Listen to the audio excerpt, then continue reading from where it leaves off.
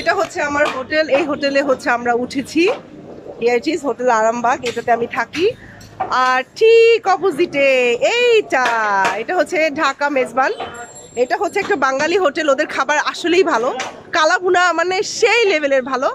এটা হচ্ছে আমাদের হচ্ছে প্রতিদিনকার খাওয়ার জায়গা, এখানে আমরা এসে প্রতিদিনই খাই প্রতিবেলার খাবারটা। সো এখানে আসলেই চিপের মধ্যে মাত্র 70 রুপি দিয়ে হচ্ছে আপনি গরু মাংসের কালাভুনা পাবেন।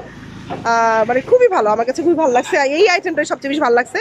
আর ওদের মগজগুলো টুকরাগুলো ঝোলে দেওয়া, জীবনে কেউ মগজ আর হচ্ছে ওই পায়াটা ট্রাই করবেন না, এটা মোটেও ভালো না, টেস্ট ভালো না। পায়া 200 টাকা দিয়ে হলে শুধু হাড্ডি ছাড়া কিছুই নাই, 200 রুপি।